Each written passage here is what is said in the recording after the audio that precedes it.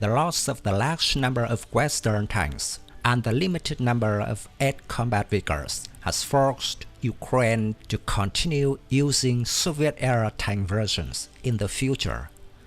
According to Forbes, Ukraine's allies have found a simpler and quick way to provide tank aid to Ukraine, pay the Czech company CSG Defense to improve our Soviet-era T-72Ms made from 1980s into the T-72EA version and send them to Ukraine.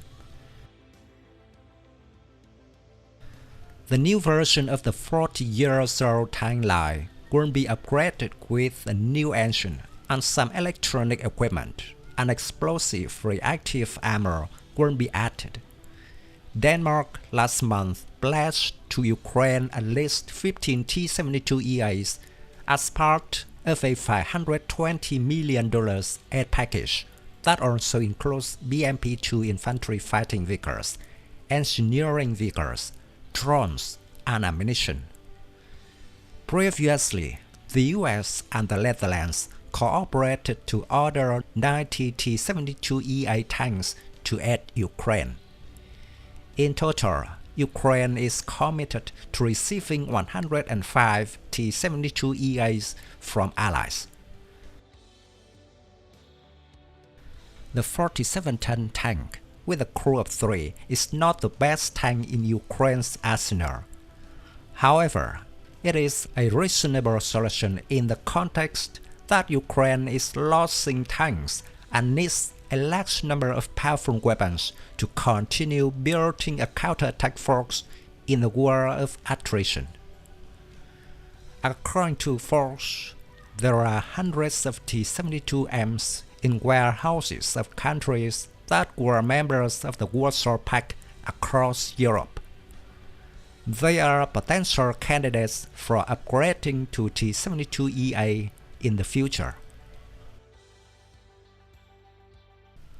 The T-72EA, or T-72 Avenger, is another upgraded version of the T-72 family, built by Czech Excalibur Army in the wake of the Russian invasion starting in 2022. According to Army recognition, the T-72EA retains the original design of the T-72 with the driver's position in the front center of the hull, the turret in the middle, and the power pack at the rear. The crew consists of 3 people, including driver, commander, and gunner. The main weapon of the T-72 is still retained. It is a 120mm 2A46 gun combined with an automatic reloading system, giving the maximum range of up to 4,000 meters. There are 24 rounds ready to use. The auxiliary weapon is a 7.62mm coaxial machine gun mounted to the right of the main weapon.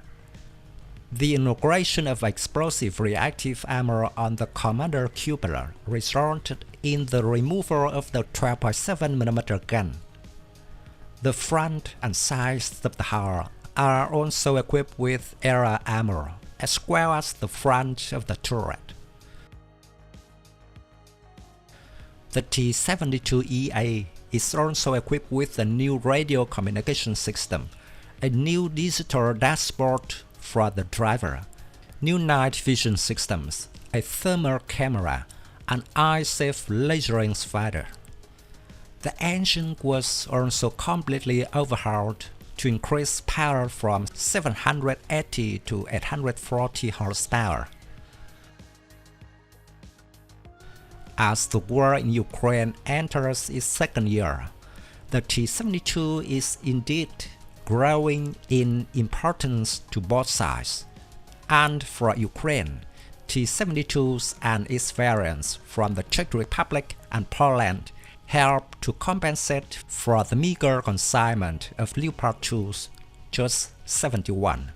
So far, the country has gotten from its NATO allies 14 ex-British Challenger 2s and 21 American-made M1s complete Ukraine's modern Western tank inventory. Even counting the 200 thinly protected Leopard 1s Ukraine is getting, its total inventory of Western tanks might eventually total 350. But Ukraine loses that many tanks in a year, while the United States might eventually offer more M1s. There's no indication Germany or some other Leopard 2 user is prepared to give away more of their Leopards. If the war continues into 2025, and to be clear, the Kremlin expects that it will do so, Kyiv probably would need to get its tanks from somewhere else. Therefore, the T-72EA will be Ukraine's most viable option in this case.